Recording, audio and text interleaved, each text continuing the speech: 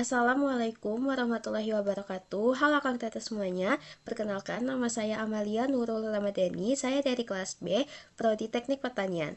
Tujuan saya membuat video ini ialah untuk menjelaskan kembali nama, fungsi, cara kerja, serta lokasi penempatan dari alat-alat klimatologi. Pertama, di sini ada alat yang bernama penakar hujan Hellman. Fungsi utama dari alat ini adalah untuk mengukur jumlah curah hujan harian dalam satuan milimeter, sehingga dapat diketahui intensitas hujan pada suatu wilayah. Alat ini bekerja dengan cara menampung air hujan melalui corong bagian atas yang kemudian dialirkan ke dalam tabung penampung. Setelah periode pengukuran berakhir, umumnya 24 jam, air yang terkumpul dipindahkan ke gelas ukur berskala untuk mengetahui tinggi curah hujan. Nilai yang diperoleh mempresentasikan tinggi air hujan yang jatuh merata pada luas permukaan 1 meter persegi.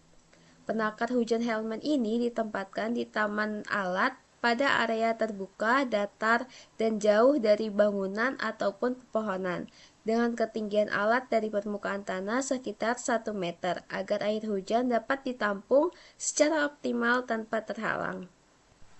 Lanjut ke alat kedua, yaitu sangkar cuaca. Sangkar cuaca berfungsi sebagai tempat pelindung bagi berbagai instrumen klimatologi seperti termometer bola basah, bola kering, maksimum, minimum, serta alat lain seperti siklometer. Fungsi utamanya ialah untuk menjaga alat ukur dari paparan langsung radiasi matahari, hujan, dan angin kencang agar hasil pengukuran suhu dan kelembapan lebih akurat. Sangkar cuaca ini bekerja dengan prinsip ventilasi alami. Dindingnya yang berbentuk kisi-kisi atau jalusi yang memungkinkan udara bebas untuk masuk dan keluar, sehingga suhu dan kelembapan di dalamnya tetap mempresentasikan kondisi udara sekitar. Lalu, cat yang berwarna putih digunakan untuk memantulkan radiasi panas, sedangkan bahan kayu digunakan untuk menjaga kestabilan suhu di dalam sangkar. Sangkar cuaca ini ditempatkan di taman alat pada lahan terbuka, biasanya setinggi 120 cm kurang lebih dari permukaan tanah. Lokasinya jauh dari pepohonan, bangunan, atau permukaan yang dapat memantulkan panas. Yang ketiga ada alat obromometer. Obromometer ini berfungsi untuk mengukur curah hujan dalam satuan milimeter. Alat ini digunakan untuk mengetahui jumlah presipitasi yang jatuh di suatu lokasi dalam periode waktu tertentu, biasanya dalam waktu harian. Cara kerja alat ini yaitu air hujan ditampung oleh corong bagian atas, kemudian dialirkan ke dalam tabung penampung. Air yang terkumpul selanjutnya diukur dengan menggunakan gelas penakar. Setiap 1 mm hujan setara dengan 10 cc air yang ditampung dalam tabung ukur. Pengukuran biasanya dilakukan setiap pagi pukul 7 waktu setempat. Obromometer ini juga ditempatkan di taman alat pada area terbuka yang datar, jauh dari pohon, jauh dari bangunan, atau halangan lain yang dapat mengganggu jatuhnya air hujan. Lanjut ke alat klimatologi selanjutnya, yaitu ada Campbell-Stokes. Campbell-Stokes ini digunakan untuk mengukur lama penyinaran matahari dalam satuan jam per hari. Cara kerja dari alat ini yaitu terdiri dari bola kaca bening yang berfungsi sebagai lensa untuk memfokuskan sinar matahari ke kertas pias. Ketika matahari bersinar, sinarnya difokuskan sehingga membakar atau meninggalkan jejak pada kertas pias. Panjang jejak yang terbakar mencerminkan lama penyinaran matahari dalam satu hari.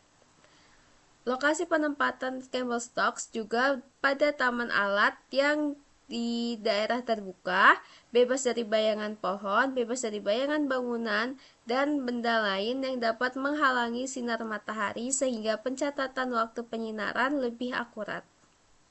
Lanjut ke alat berikutnya, yaitu anemometer.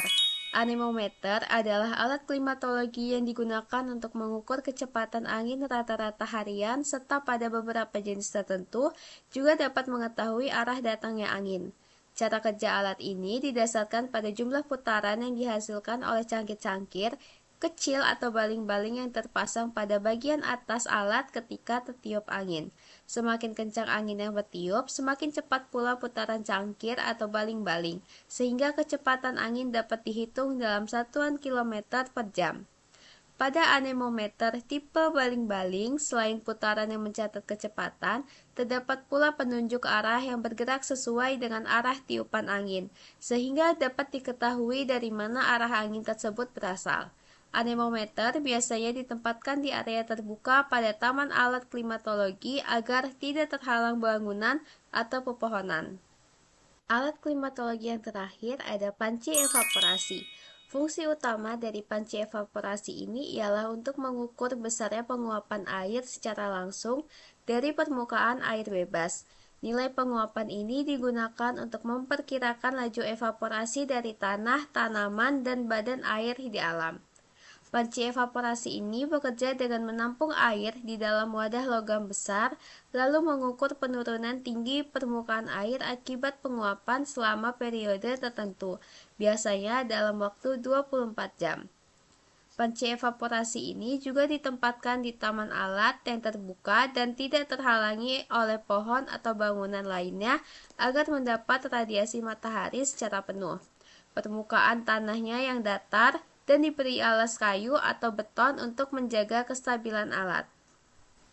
Berdasarkan penjelasan saya tadi, dapat disimpulkan bahwa stasiun klimatologi berperan penting dalam mengamati, mencatat, dan menganalisis unsur-unsur iklim yang berpengaruh terhadap kondisi lingkungan dan kegiatan pertanian. Setiap alat memiliki cara kerja dan satuan pengukuran yang berbeda, namun semuanya saling melengkapi untuk menggambarkan kondisi iklim secara menyeluruh. Sekian yang dapat saya sampaikan. Terima kasih untuk perhatiannya. Wassalamualaikum warahmatullahi wabarakatuh.